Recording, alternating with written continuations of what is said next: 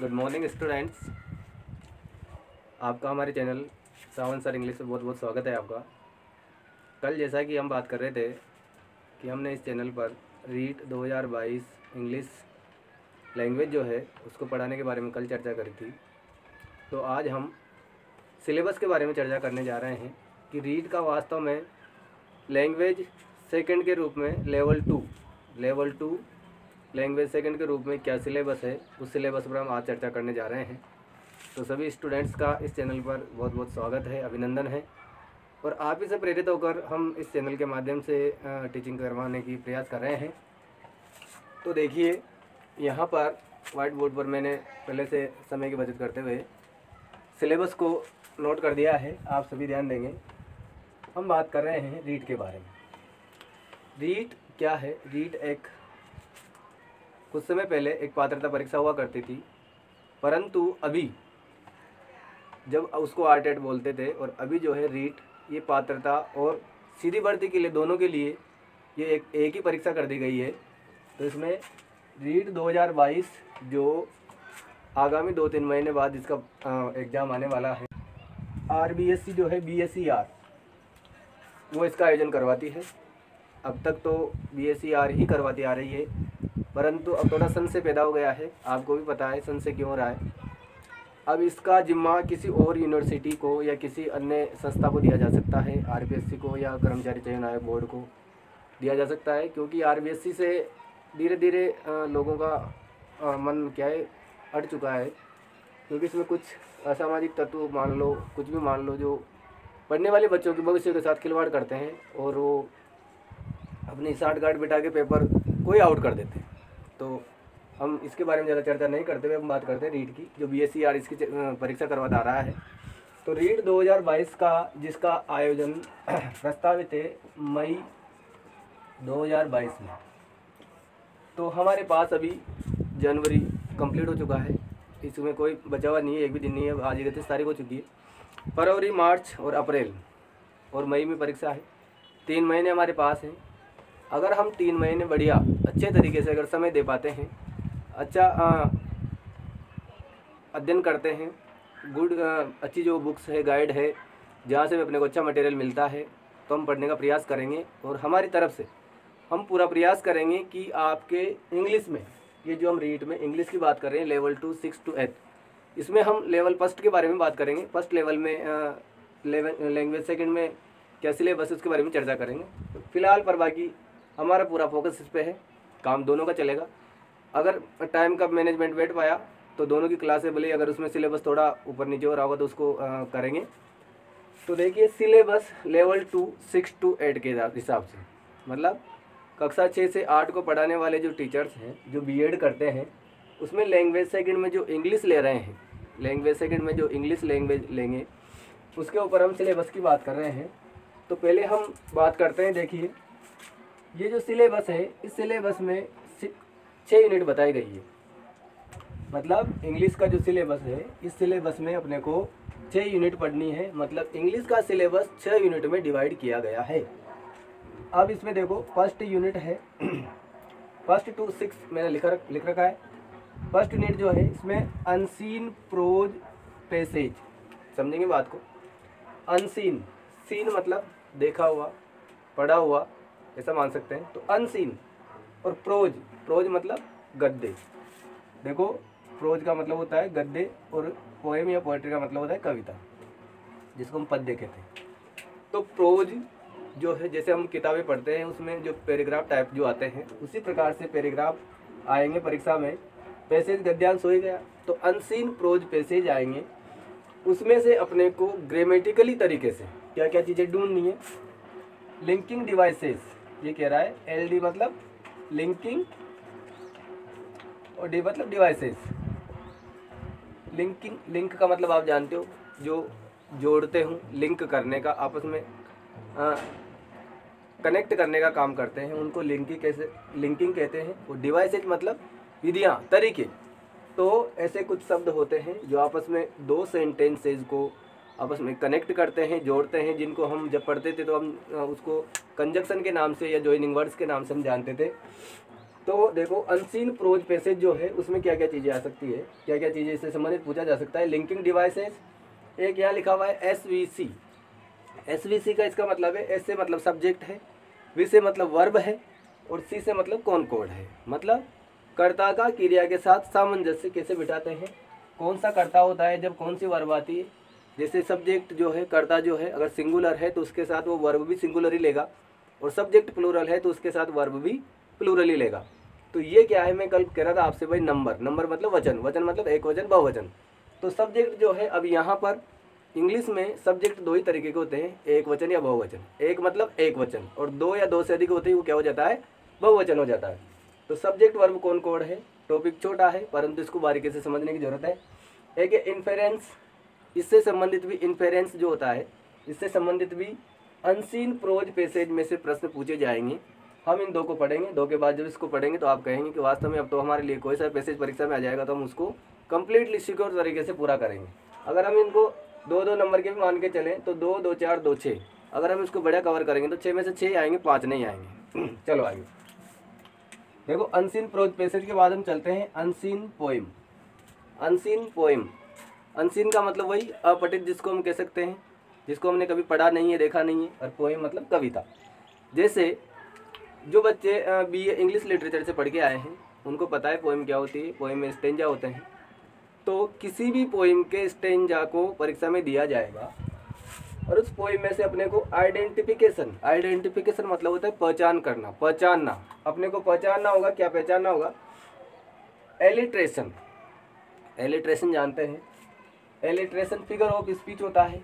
Figure of speech अपन हमने पढ़े हैं इंग्लिश लिटरेचर में, उसमें अलग से figure of speech, literary terms ये दिए होते हैं।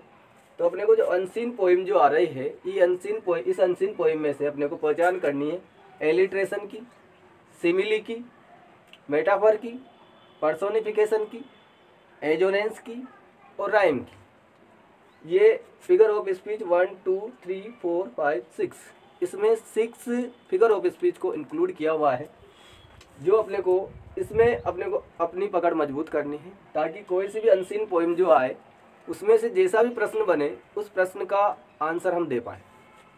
तो हमारे पास दो यूनिट हुई, अनसीन प्रोज पैसेज और अनसीन पोएम, ये जो है। अब आगे चलते हैं, ये हमारा 2 यूनिट का काम हुआ। अब 3rd यूनिट पे चलते हैं।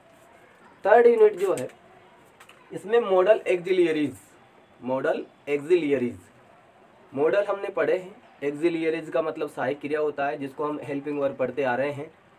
तो हेल्पिंग वर्ब जो होती है, एक्सिलियरीज जो होती है, उसमें मॉडल एक्सिलियरी मतलब मॉडल जो सहायक क्रिया है उसको हमें पढ़ना है, मतलब मॉडल्स पढ़ने हैं। सीधा सीधा अगर हम कहें तो हमें क्या पढ़ना है, ग्रामर में मॉडल्स पढ़ने हैं। मॉडल्स के बाद आगे चले, common idioms and phrases. Common idioms and phrases English grammar में जो टॉपिक है ये हमें पढ़ना है। आगे है लिटरेरी टर्म्स, जैसे कि हम अभी बात करते हैं फिगर ऑफ स्पीच के बारे में। फिगर ऑफ स्पीच के बाद हम बात कर रहे हैं लिटरेरी टर्म्स। लिटरेरी टर्म्स क्या होते हैं, elegy, sonnet, short story and drama. अभी हमारे पास यहाँ पर elegy, sonnet, short story, drama, बहुत सारे लिटरेरी टर्म्स है, परंतु हमारे पाठ्यक्रम में 4 लिटरेरी टर्म्स इंक्लूड किए गए हैं, ये भी हमें पढ़ने हैं। जैसे हम इसको फिगर ऑफ स्पीच को पढ़ेंगे इसी के साथ साथ, या फिर जैसे इसका नंबर आएगा वैसे पढ़ लेंगे। अब बात करें आगे, 3 यूनिट की बात हो चुकी है, अब 4th यूनिट की बात करते हैं। 4th यूनिट जो है ये बहुत अच्छी यूनिट है इंग्लिश ग्रामर में। इंग्लिश में ग्रामर क्या, इंग्लिश में इसका बहुत इंपॉर्टेंस है स्पीकिंग के मामले में। बेसिक नॉलेज, हमें बेसिक नॉलेज होनी चाहिए of English sound. English alphabet जो लेटर होते हैं उसमें किस लेटर का क्या साउंड होता है, एंड दियर फोनेटिक सिंबल, और किस लेटर को किस फोनेटिक सिंबल से हम उसको आइडेंटिफाई करते हैं, कैसे उसको बताते हैं। तो हमारे जो इंग्लिश में जो इंग्लिश अल्फ़ाबेट लेटर्स हैं, सभी लेटर्स को उनके क्या क्या सिंबल हैं, साउंड सिंबल हैं, उनके बारे में हम बात करेंगे। अब ये 1st यूनिट से लेके 4th यूनिट तक, 1st यूनिट से लेके 4th यूनिट तक हमारे पास unseen prose passage, unseen poem, model auxiliaries, इधर से common idioms and phrases, literary terms, elegy, sonnet, short story, drama, basic knowledge of English sounds and their phonetic symbols, इसके बारे में हमने बात करी। अब बात करते हैं लास्ट की जो 2 यूनिट है। लास्ट की 2 यूनिट है 5th नंबर और 6th नंबर। ये 2 यूनिट जो है, हम जब बीएड या पढ़ते थे, बीएड में पढ़ते थे, तो हमने अलग से शिक्षण विद्या पढ़ी थी, टीचिंग मेथड जिसको हम कहते हैं।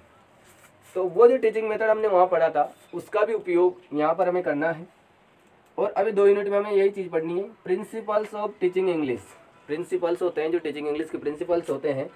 प्रिंसिपल 2 होते हैं, आप जानते हैं, स्पेलिंग का थोड़ा ये है, यहाँ प्रिंसिपल्स लिखा हुआ है। Principles of teaching English, communicative approach to English language और teaching challenges of teaching English. इसके बाद डिफ़िकल्टीज और भी है। तो ये जो चौथी यूनिट जो है, 5 यूनिट जो है, ये हमारे इंग्लिश टीचिंग से संबंधित है। इसमें कोई कठिनाई नहीं है, हम आराम से इसको 2 या 3 बार पढ़ेंगे, धीरे धीरे पढ़ेंगे तो ऑटोमेटिक हमारी पकड़ में आ जाएगी। और जो रटने वाले होते हैं तो रटने के हिसाब से तो सब कुछ कर लेते हैं। फिर ये 5 और 6ठी यूनिट जो है, मेथड्स ऑफ इवैल्यूएशन और रेमेडियल टीचिंग, ये भी टीचिंग मेथड में है।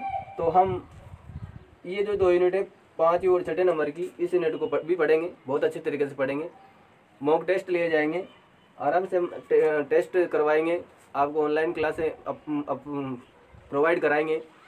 तो आज हम केवल इसके ऊपर चर्चा कर रहे हैं। रीड सिलेबस 2022 लेवल 2 6 to 8 जो पढ़ाते हैं, उसमें लैंग्वेज सेकंड। तो अब ये आप सिलेबस जो है इसको नोट कर लें, और हम अगली क्लास में जल्द ही, अगली क्लास में मतलब इवनिंग को या कल मॉर्निंग में, हमारा जो टॉपिक है लिंकिंग डिवाइसेस, इसको कल स्टार्ट करेंगे।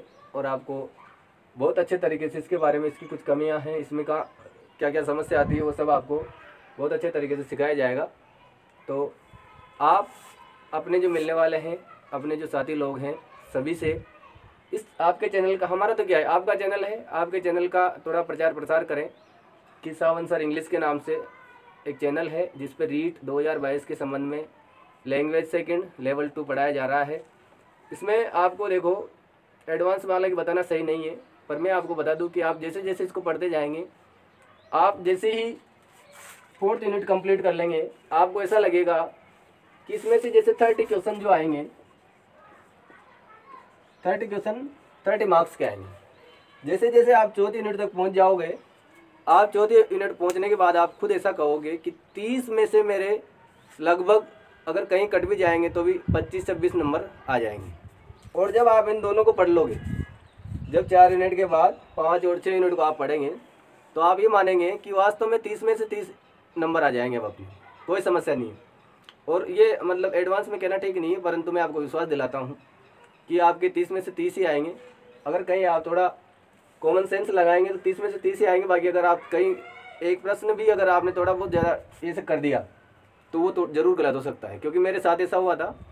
30 ही प्रश्न थे, 30 के 30 मुझे ऐसा लगा कि वास्तव में 30 के 30 सही है, परंतु एक आर्टिकल का क्वेश्चन था। उस समय हमारे ग्रामर का पार्ट थोड़ा ज़्यादा था, तो उसमें वो एक आर्टिकल का क्वेश्चन था।